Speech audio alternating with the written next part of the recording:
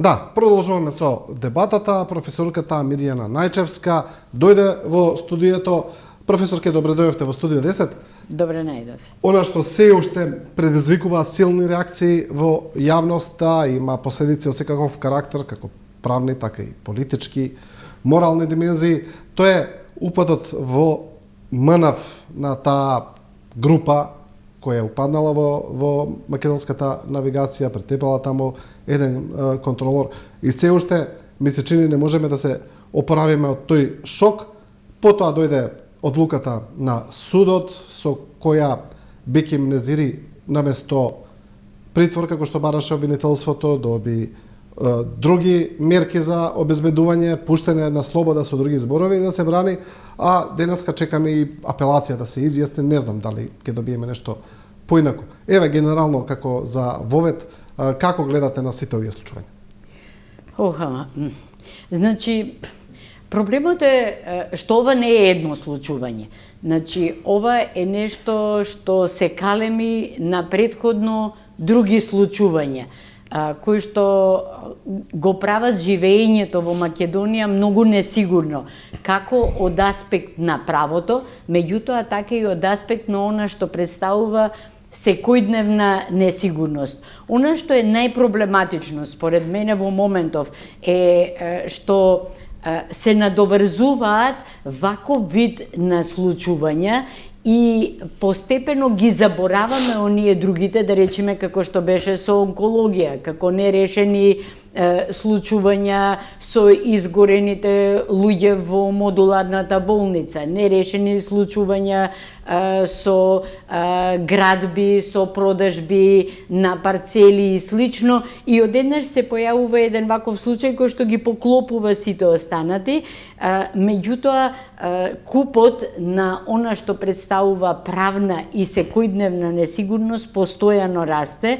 и едноставно создава една таква психоза кај луѓето дека не можат во ништо да бидат сигурни, не можат да очекуваат дека на соодветен начин државата ќе реагира, дека на соодветен начин ќе биде разрешен одреден проблем, односно ќе се застане на патот на она што представува неказнивост на високи функционери или блиски луѓе на високите функционери. И најверојатно она што според мене најмногу е најпроблематично е минимизирањето на проблемот. Значи, не излегоа од позиција на власт ниту премиерот, ниту министерот за внатрешни работи, ниту соодветни кадри кои што се наоѓаат, па и пратеници. За транспорт и врски како да не постои министерот, иако под директна надлежност е. Не излегоа да искажат голема загриженост.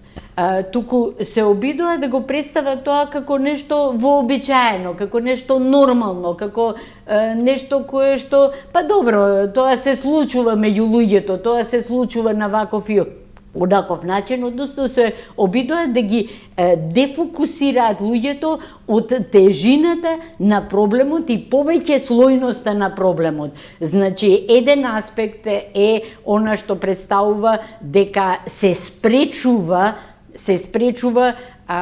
изнесувањето на прекршувањата на законите во јавност. Значи, имаме реакција со насилство затоа што некој излего од позиција на синдикат да се спротистави на прекршување на закон. Вториот елемент е на некаков начин се занемарува дека се атакува синдикатот. Значи, синдикалните организации се моćни организации кои што би требало навистина да бидат партнер со власта, во случајов власта го минимизира она што го кажува синдикатот, го минимизира нивното значење. Третиот елемент кој што се случува е воопшто не се изнесува на виделина опасноста која што била создадена, опасната ситуација која што била создадена со овој упад, не само по она што представува работна средина и работење на луѓето, туку она што представува сензибилност на самата работа и опасноста во која што биле доведени сите оние патници и опасноста до која што ќе бидат доведени сите патници доколку се продолжи со ваков начин на вработување во МНАВ. Значи, власта не само што не го препознава проблемот, туку се обидува да го заташка проблемот. Власт која што не препознава проблем е власт која што не е спремна да се справи со тој проблем. Тоа е власт која што не е спремна да превземе мерки со кои што ќе оневозможи случување од ваков карактер во иднина. Кога зборуваме за тоа, ние гледаме дека спомнавте во однос на опасноста која е предизвикана со упадот во поглед на безбедноста на небото, во поглед на безбедноста на авионите кои во тоа време биле во небото, бидејќи знаеме дека контролорите кои таму работат во многу сензитивни услови, тие треба да исполнуваат низа на карактеристики, бидејќи прво самите од себе не смеат да бидат спречени да извршуваат должноста, например не смеат да имаат диоптер, не смеат да бидат болни од некои специфични болести и така натаму. Сама по себе тоа е многу стресна работа. Да. И додавањето на нешто вакво, значи упад кој што е недозволив, незамислив во една цивилизирана држава, е дефинитивно според мене, и јас така и го оценив и го окарактеризирав на ниво на терористички акт. И според мене треба да се третира и од правосудните органи, и од полицијата, и од јавното обвинителство како акт на тероризам. Не помалку, не повеќе. Акт на тероризам. Гледаме дека за ова има дебата, има и некои ваши колеги кои не мислат исто во однос на квалификацијата за тероризам, велат дека во ред треба да се оквалификува делото така како што е, но можеби има елементи на тероризам, но не е терористички акт бидејќи немале такви намери. Значи, намерите воопшто не се толку важни за терористичкиот акт. Значи, важни се последиците. Имаме големо загрозување на животот на луѓето и имаме закана за понатамошно загрозување на животот на луѓето, и тоа како на луѓето кои што се директно инволвирани во работата, така и на многу поширока група на луѓе кои што се дел од она што представуваат патници, авиосообраќај, вработени на аеродромот, вработени во сите тие служби. Значи, тероризмот не можеме да го третираме врз основа само на намерата, и покрај тоа што можеме да разговараме и за намерата. Меѓутоа, тоа е нешто кое што треба понатаму да се анализира и проценува. Значи, мора да се подведе под соодветниот законски член, за да можеме да ги утврдиме сите елементи кои што стојат за соодветниот акт. Која би била намерата на луѓе кои што неовластено упаднале на работно место кое што е од ваков сензитивен карактер. Да се дружат, да пијат, да прославуваат роденденска прослава. Која е намерата на луѓе кои што дошли и кои што атакувале некого, и тоа физички. Значи, треба да си малоумен за да не ја гледаш намерата која што представува загрозување на луѓето кои што се на работното место, и посредно и непосредно загрозување на сите оние луѓе кои што се дел од нивната работа. Се работи инаку и за институција која е од стратешко значење за државата, и како членка на НАТО, и самиот МНАВ е членка на НАТО и на низа други меѓународни организации поврзани со авиосообраќајот, но она што прво го направија директорот на Агенцијата за цивилна пловидба Томислав Тунтев и министерката за одбрана Славенка Петровска веднаш кажаа дека немало загрозување на безбедноста на авиосообраќајот, веднаш ја дадоа квалификацијата. Од каде знаат? Како дошле до тој заклучок дека немало загрозување на безбедноста? Иако во МНАВ има и други 3-4 има институции кои се занимаваат, кои се поврзани со проблематиката на безбедноста, и тие по правило би требало да го истражат случајот и да донесат заклучоци.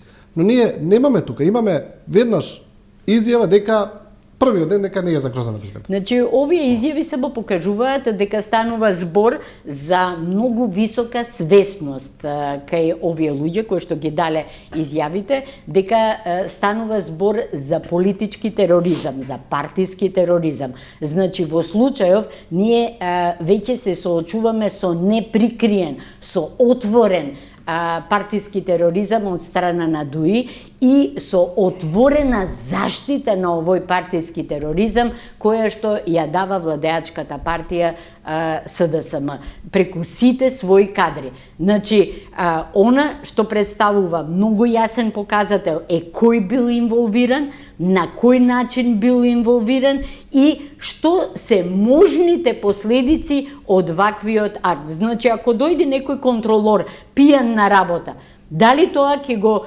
карактеризираме како загрозување на опасноста? Значи, било кој контролор, ако дојде пијан на работа и е на работното место, тоа може да биде основа за негово веднаш суспендирање, отпуштање и кривичен прогон, заради тоа што ќе се цени и е во рамките на она што представува процена за за создавање услови за големо загрозување на животите на голем број луѓе.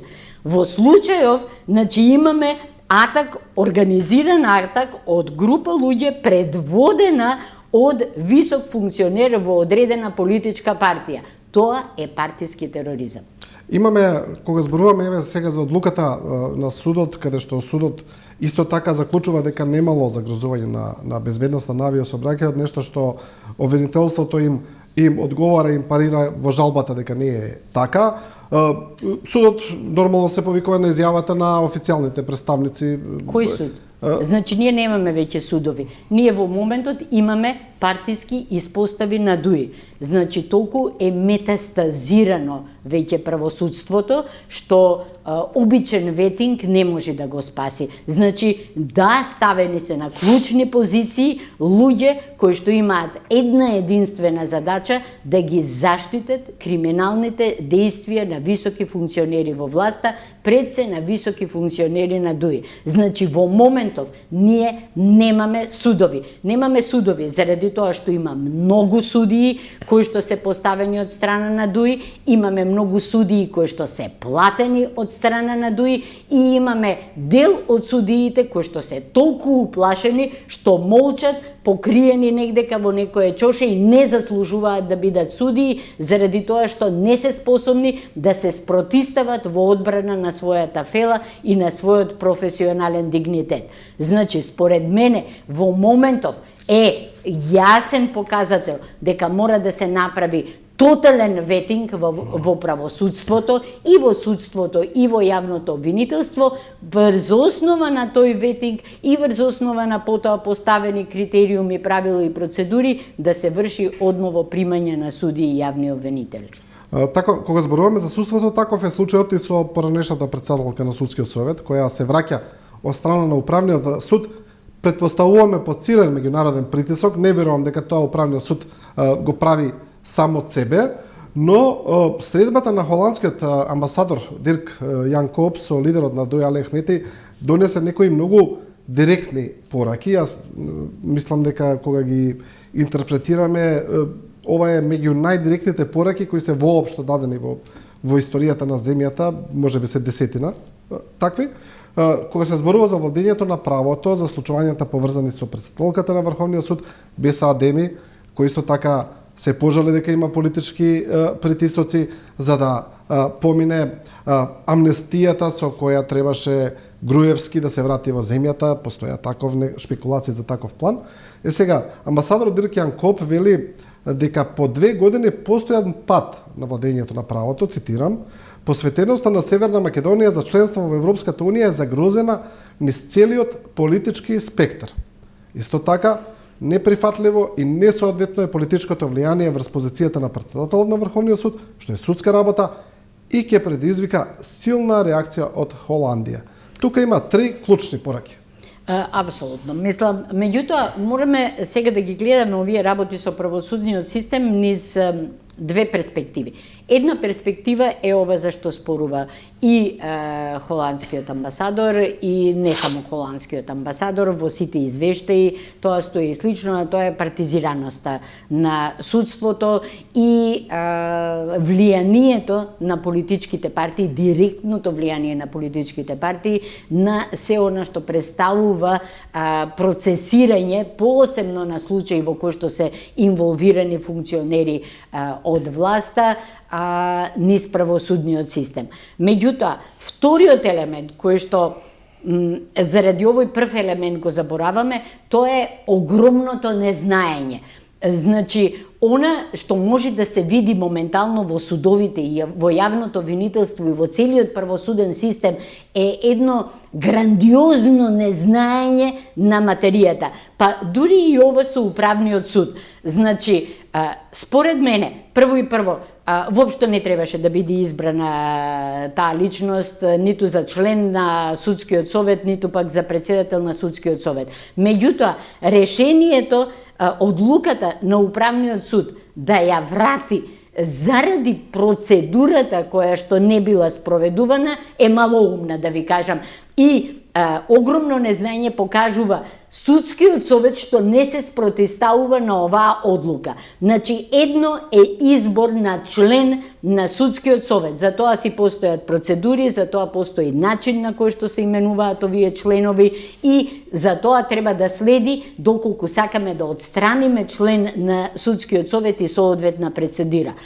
Именувањето на председател на судскиот совет е внатрешна работа на судскиот совет. За тоа не постојат процедури, за тоа постои договор меѓу членовите на судскиот совет кого ќе го постават за председател. И тој договор во секој момент може да го смени председателот на судскиот совет без никаква посебна процедура и без никакво следење на никакви акти, бидејќи за тоа и не постојат соодветни акти. Значи, тоа е решение на луѓе кои што работат заедно, кого ќе изберат за да може да ја да ја организира работа на судскиот совет. Значи, решението, одлуката на управниот суд е неписмено. Тоа што судскиот совет не реагира на таа одлука е знак на неписменост. Значи, еден е аспектот на тоа дека имаме партиско влијание во правосудството, вториот аспект е дека имаме неписмени луѓе кои што се во моментов на позиции во судството и во јавното обвинителство. Дали нереагирањето на судскиот совет на ова, бидејќи председател на судскиот совет прилично мирно ја прими одлуката и рече дека ќе ја почитува, сосема спротивно од ова што вие го зборувате? Поема нема, поема нема зашто зборуваат, што да ви кажам. Дали се работи за неписменост или може би се работи за сервилност, бидејќи така му е кажано? Значи, може да постои и партиско влијание, може да постои рекет, може да постојат закани, меѓутоа, според мене, било кој и малку човек со дигнитет кој што е на таа една од најмоćните позиции во правосудниот систем би требало да реагира на ваква малоумност. Гледаме дека кога зборуваме за правосудството, тоа се најчесто пораките кои доаѓаат од страна на меѓународните представници, па и американската амбасадорка многу често зборува за тоа и останатите амбасадори, како што кажавте вие, спомнато и во извештаите на Европската унија, на State Department, во сите релевантни извештаи, јасно укажуваат дека во правосудниот систем постои проблем. А тоа е основата за владењето на правото, бидејќи без правосуден систем немаш владење на право. Но како ми се чини како и представниците на владата кои понекогаш се прават, се оградуваат со тоа што велат дека судството е независно, нели? Но и представниците на правосудниот систем како да не реагираат на овие силни критики и укажувања. Значи, ја дури не мислам дека овдека во сите изјави што ги следам на различни и институции, поединци од страна кои што реагираат на она што се случува во правосудниот систем, дури во моментот не гледам ни критика, туку гледам едноставно неможност да разберат како е можно да дојдеме до оваа ситуација. После толку години, после толку инвестирање од страна во се она што представува градење на правосудниот систем, после извештајот на Приде, кој што јасно ги посочи елементите на кои што треба да се работи и слично, едноставно на луѓето не им е јасно, онака остануваат без текст според мене, веќе не знаат како да реагираат заради тоа што мислат дека не е возможно толку глупи да сме да дозволиме вакво дереđе на правосудниот систем кое што ја руинира и идејата на владење на правото. А власта, фала Богу, дека не реагира, значи власта го создава овој правосуден систем. ВМРО и ДУИ го создадоа, СДСМ и ДУИ го зацврстија овој правосуден систем, чија основна функција е заштита на криминалот на високи функционери во власта. Значи во моментот нашиот правосуден систем нема друга задача. Единствена задача на нашиот правосуден систем е заштита на високи функционери во власта од кривичен прогон. Па дури дојдоа до тоа да се плашат некој случајно да не најди некоја дупка, па да провни некоја пресуда случајно и затоа мора да го сменат и кривичниот законник и ја очекувам следна промена на кривичен законник во кој што ќе се вели дека било кое кривично дело направено од функционер на власта не е кривично дело. Значи тоа е следниот чекор, нема друг чекор. Да, тоа би било навистина тривиализација на целиот процес. Ние имавме, професорке, да не заборавиме и специјално јавно обвинителство кое пропадна, институција која во многу земји се покажа како добро решение, во Италија, Хрватска. Не пропадна кај нас специјалното јавно обвинителство. Специјалното јавно обвинителство беше создадено да не функционира.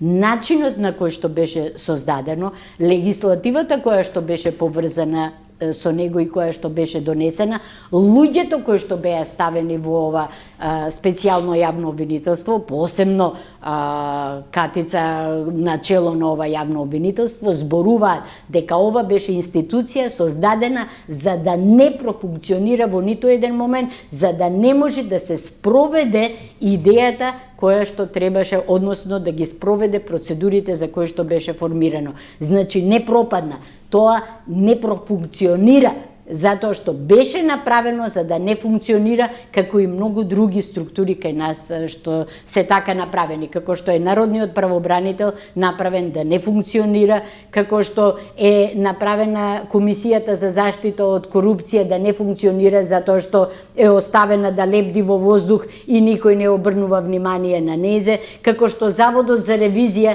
е направен да не функционира заради тоа што никој не обрнува внимание на неговите извештаи, на сите оние процедури кои што се обидува да ги поведе и слично. Значи, кај нас се или самите институции се прават да бидат несоодветни, или се ставаат во вакуум за да се изолираат од сите можни начини на влијание со една единствена цел – власта да биде апсолутна, недопирлива и неказнива.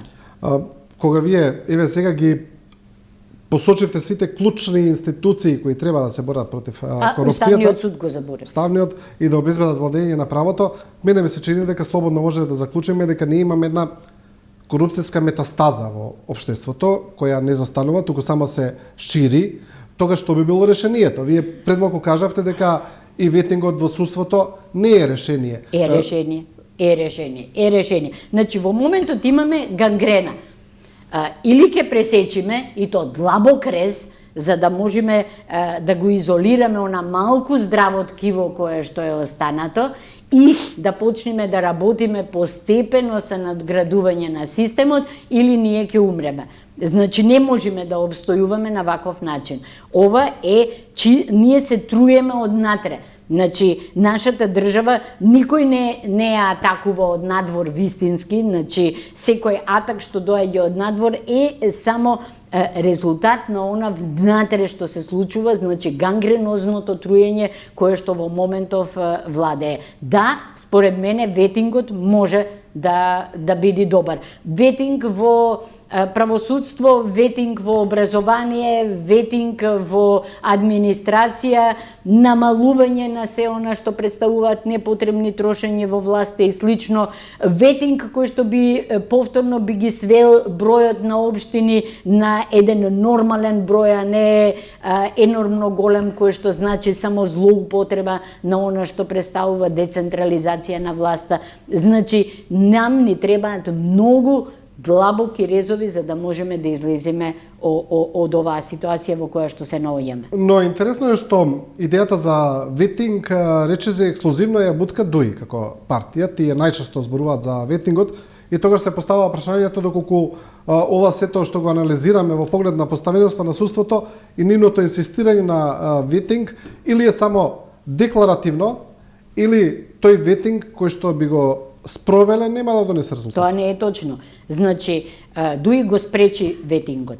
Значи, веднаш по освојувањето на власта, на СДСМ ДУИ, беше создадена посебна комисија за реформа на правосудниот систем. Прва точка која што ја постави на дневен ред таа комисија беше барање за ветинг. Тогаш ДУИ побара од СДСМ и СДСМ ја распушти таа комисија за да се спречи ветингот. Значи, тоа што го зборува ДУИ и тоа што го прави ДУИ се две различни работи. Значи, само е декларативно. Значи, не е декларативно. Тоа е безобразно лажење. Значи, не е ни декларативно. Декларативно е едно да збориш, друго да правиш и слично. А ова е безобразно да делуваш цело време во спротивна насока, а да изјавуваш пред јавноста дека си за нешто. Тоа е исто како што излегуваат со тоа со тврдење дека се против за борба со корупцијата, а сите коруптивни скандали во моментот на овој или оној начин се поврзани со високи членови во партијата ДУИ, со високи функционери кои што се именувани од ДУИ, се заштитени од судии кои што се дел од она што представува правосуден систем во кој што навлегол ДУИ. Значи, ова е безобразно лажење.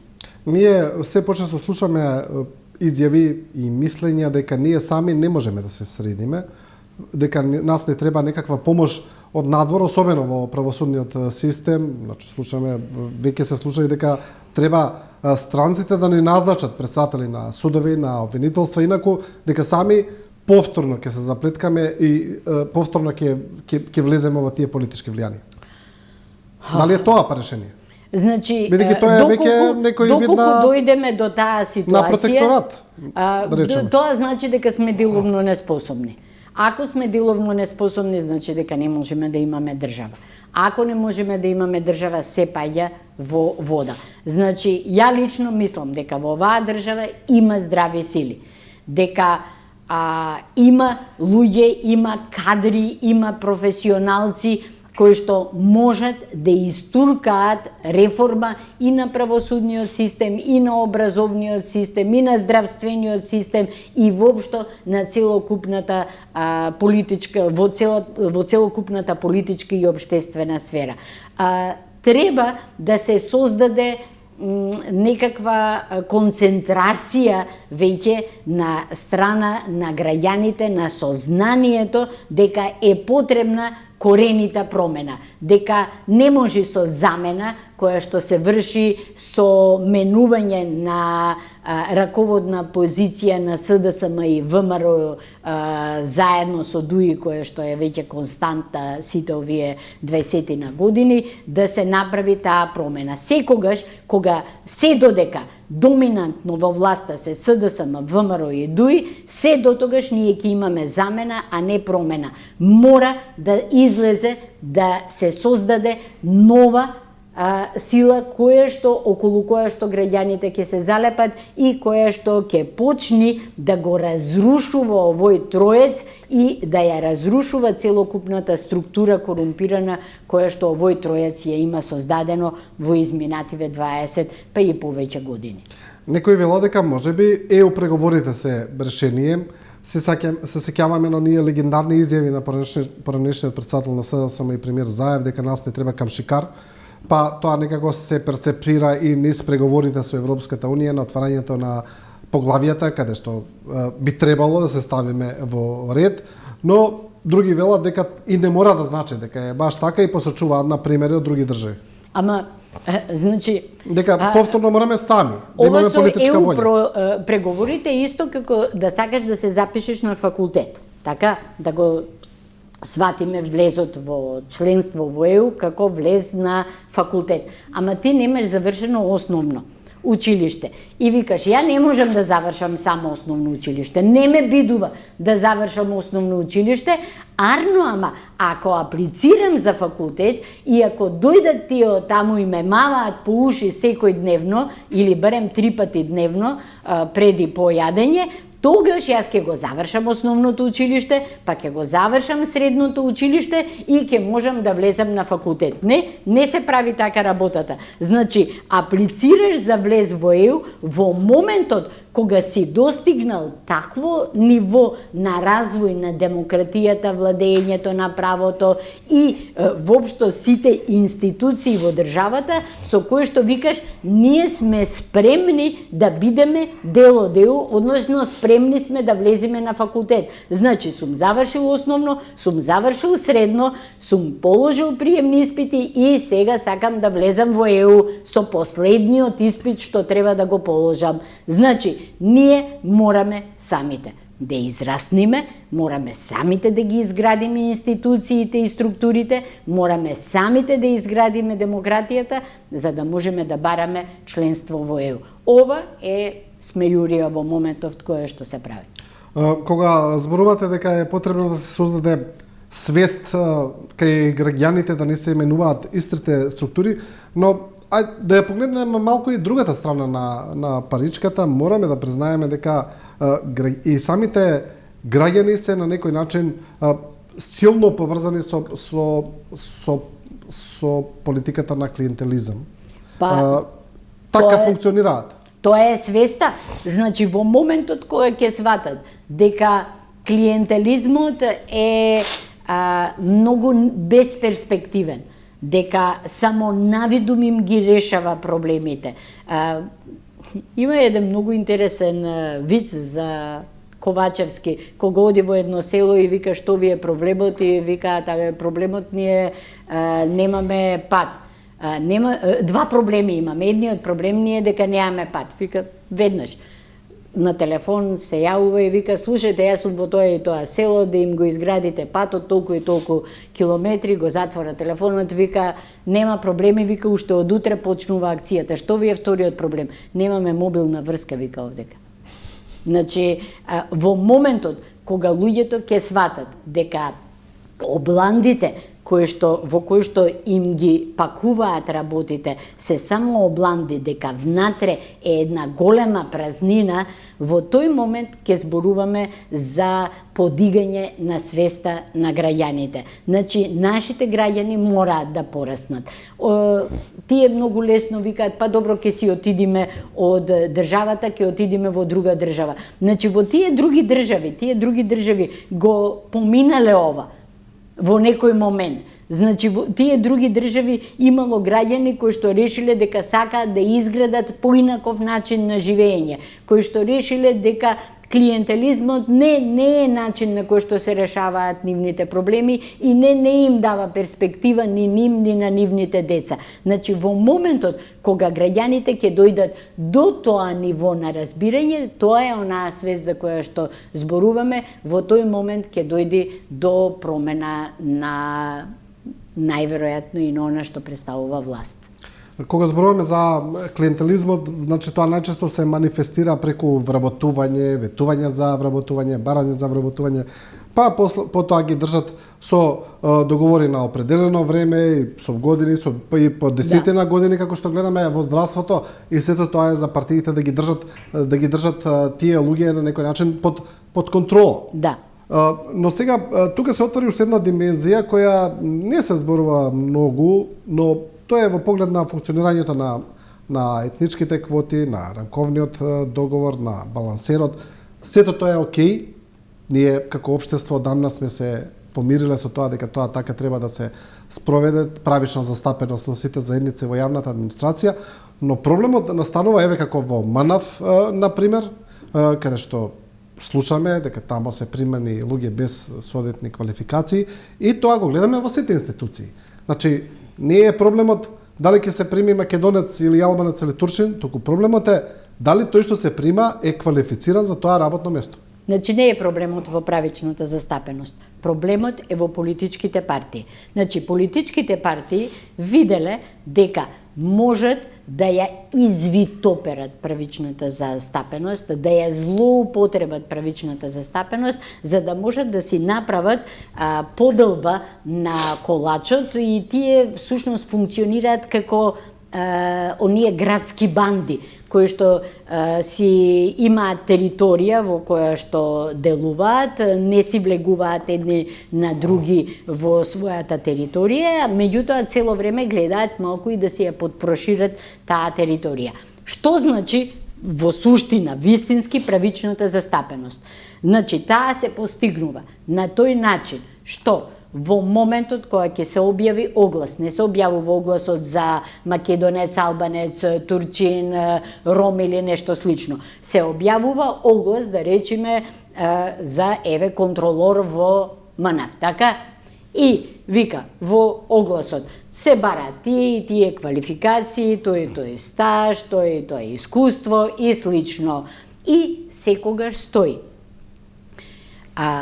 Значи, доколку на овој оглас се јават припадници на етничка заедница која што не е соодветно застапена во структурата на вработени на МНАФ, кои што се на еднакво или приближно еднакво ниво со бодови со најдобро бодираните кои што конкурирале, ќе се даде предност на припадникот на таа етничка заедница. Значи, прво, треба да имаме луѓе со еднакви или приближно еднакви бодови. Приближно еднакви бодови значи разлика од 1-2 бода, не разлика од 20-30 бода. Доколку имаме такви пријавени на конкурсот, во тој случај се води сметка, доколку е оваа жена, која што има приближно исти бодови, ќе ја примиме жената.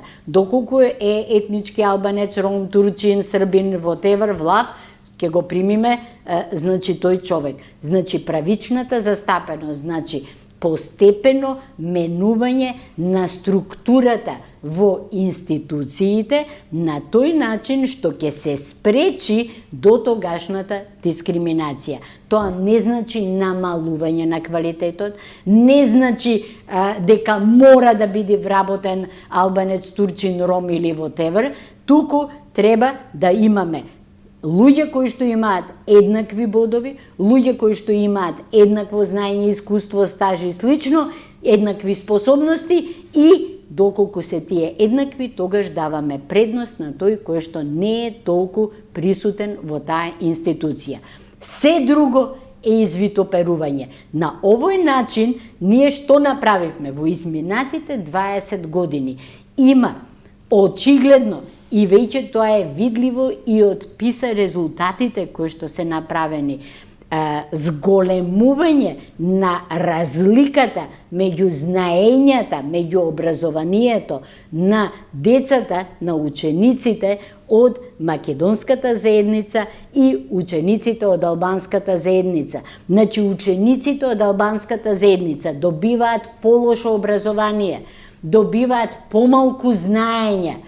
Тие ги осакатуваат децата од албанската заедница се под тоа мото. Не е важно ти дали ќе знаеш, не е важно дали ќе постигнеш образовни резултати, ние со овој начин на извитоперување на правичната застапеност ќе ти обезбедиме место како лекар, како контролор во летање, како судија, како јавен обвинител, како професор, како наставник. Доста реакции предизвика, например, огласот на Скопска гинекологија, кај што директно пишуваше, например, се бараат толку и толку албанци. Значи, мора тоа да се адресира. Значи, тоа е отворена дискриминација, со тоа мора да се оди пред Уставен суд. Проблемот е што немаме Уставен суд. Имаме партиски марионети во Уставниот суд. Значи немаме во моментов институција пред која што може да се заштити правото. Тоа е дискриминација. Не е позитивна дискриминација, не е афирмативна акција. Значи, како професор кој што 40 години се бави со оваа проблематика, ви кажувам, тоа е отворена дискриминација и како таква треба да се третира. Добро, професор, ке ви благодарам за овој разговор. Се надевам ќе имаме можност и друг пат. Се разбира, ова беше професорката Мирјана Најчевска со незината дисекција на македонското општество. Ви благодарам уште еднаш за вниманието и довербата. Останете со програмата на Телевизија 24.